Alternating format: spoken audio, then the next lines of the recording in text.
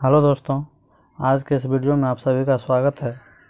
आज के इस वीडियो में हम एक बेहतरीन टॉपिक लेकर के आए हैं, आनुवंशिकता और वातावरण। ये CTET, रीट, उत्तराखंड TET सभी के लिए महत्वपूर्ण है। ये मेरा खुद का बनाया हुआ नोट्स है। इस नोट्स को हम बहुत ही मेहनत से बनाए हैं और इसी नोट्स को पढ़कर हम दिसंबर 2019 में 110 नंबर लाए और जनवरी 2021 में हम 116 नंबर लाए। तो हम अपना पूरा 100% आपको दे रहे हैं दोस्तों। आप लोग इसको नोट कर लीजिएगा और अच्छे से पढ़िएगा। तो चलिए हम समझाते हैं आनुवंशिकता तथा वातावरण। इससे पहले हम 2 वीडियो बना चुके हैं। बाल विकास की अवधारणा एवं अधिगम से संबंध, दूसरा चैप्टर है विकास का सिद्धांत। तो वो चैप्टर आप लोग पढ़ लीजिएगा। उसका लिंक हम डिस्क्रिप्शन में दे देंगे। तो चलिए आज एक बहुत ही अच्छा टॉपिक लेकर के हैं। हर एक का टीचिंग एग्ज़ाम में इससे क्वेश्चन आता है। तो चलिए हम देखते हैं आनुवंशिकता तथा वातावरण। सबसे पहले हम आनुवंशिकता को हम समझते हैं। चलिए आनुवंशिकता समझते हैं। आनुवंशिकता दोस्तों ये जो है यानी कि हेरिडिटी जो है दोस्तों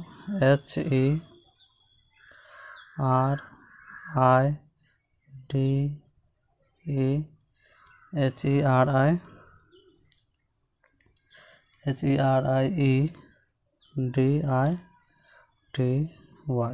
हेरिडिटी यानी कि वंशानुक्रम बोलिए या आनुवंशिकता। तो ये जो वंशानुक्रम है या आनुवंशिकता है दोस्तों, ये हेरिडिटी शब्द का हिंदी रूपांतरण है। हेरिडिटी शब्द का हिंदी रूपांतरण क्या है? वंशानुक्रम। समझ गए?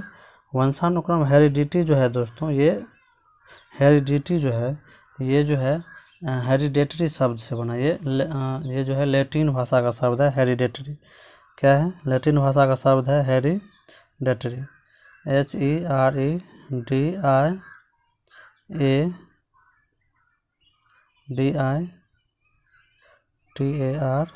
हेरिडेटरी से बना है, जिसका अर्थ होता है दोस्तों कि वह पूंजी जो बालक को माता पिता से उत्तराधिकारी के रूप में मिलती है। यानी हेरिडिटी शब्द किससे निकला है? लैटिन भाषा के हेरिडेटरी से निकला हुआ, जिसका अर्थ होता है कि वह पूंजी जो हमें अपने माता पिता एवं पूर्वजों से प्राप्त होता है। आप देखिए वंशानुक्रम समझते हैं, यानी कि यहाँ पर आनुवंशिकता है और वातावरण।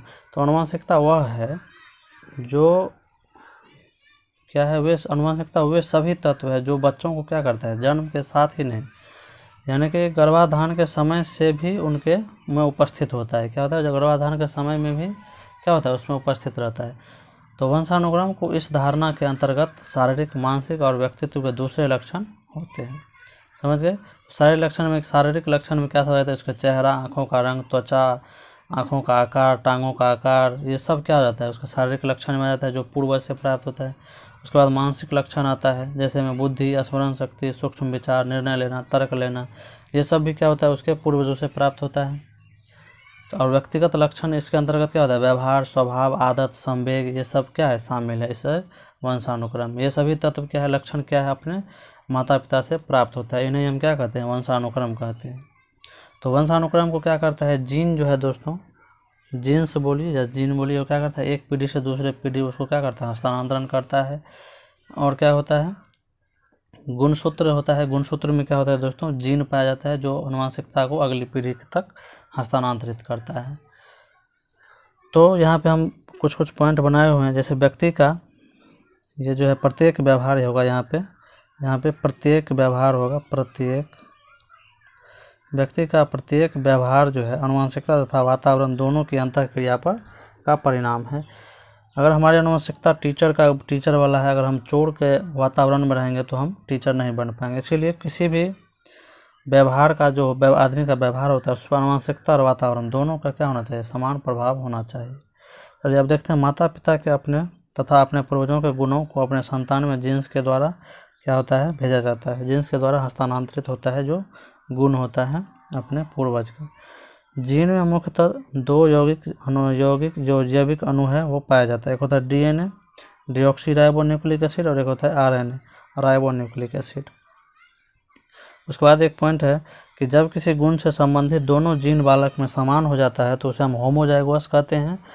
जिसका या उसको होमोजाइगोस बालक कहते हैं, या अगर भिन्न भिन्न पाया जाता है तो उसे हम हेटेरोजाइगोस कहते हैं।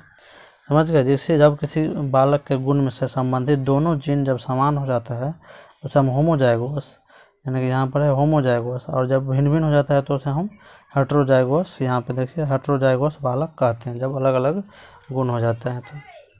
अब देखिए यहाँ पे प्रत्येक मनुष्य में 23 जोड़ा क्रोमोजोम होता है, जबकि 22 जोड़ा क्रोमोजोम समान तथा 23वां जोड़ा लिंग निर्धारण करता है।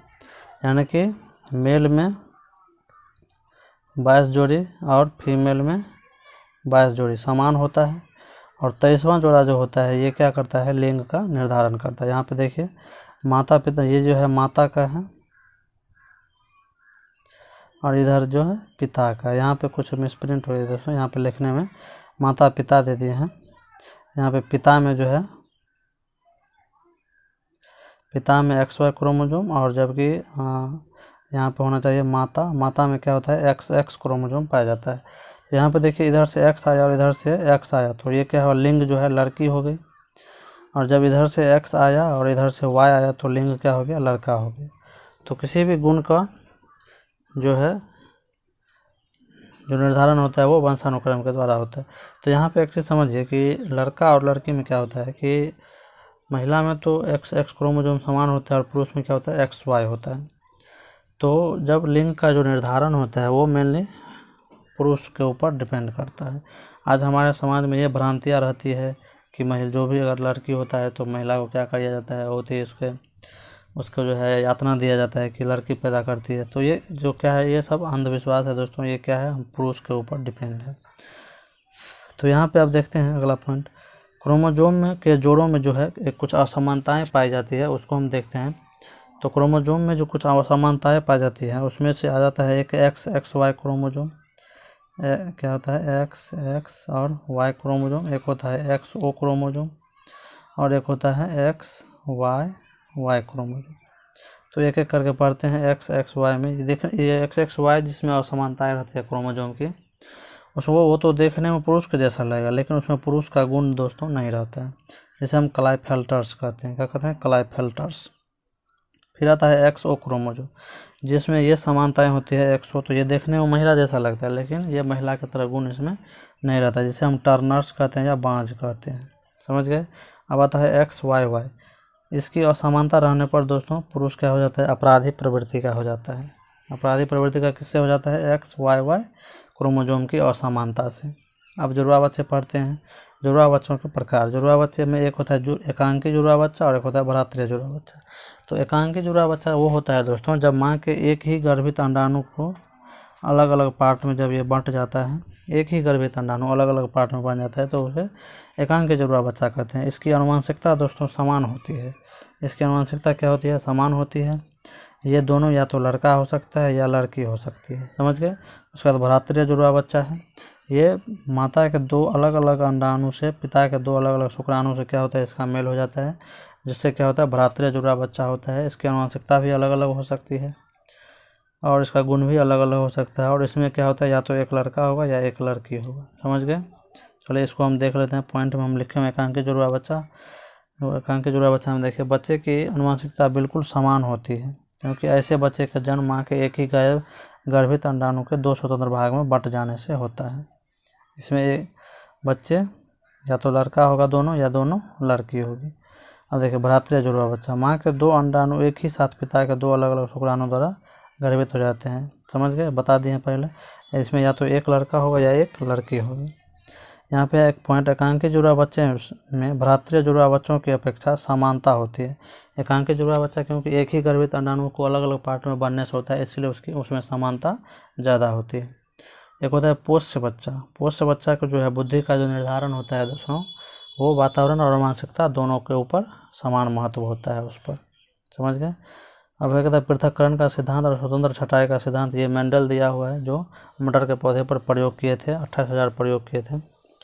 चलिए अगला देखते हैं, बालकों को समझने में इस चैप्टर का क्या जो भूमिका है। देखिए उन्हें जो है हम बच्चों को जो है एक जैविक प्राणी समझे, जिसकी क्या होता है अपनी आवश्यकता होती है, और उसको हम उस आवश्यकता को हमें समझना चाहिए। अब उनके जो सामाजिक और मनोवैज्ञानिक जो उसका वातावरण है उसको हमें क्या करना है, पहचानना पड़ेगा, और तब उसके बाद उसे हमें शिक्षा देनी पड़ेगी। तो चलिए दोस्तों, ये वीडियो अच्छा लगे तो लाइक, सब्सक्राइब और शेयर जरूर करिएगा, और हम आगे इस तरह से वीडियो बनाएंगे। अगला चैप्टर अब हम देने वाले हैं कि समाजीकरण। तो अच्छा से आप इसको नोट बना लीजिए और अच्छा से पढ़ाई करिए। चलिए दोस्तों, धन्यवाद।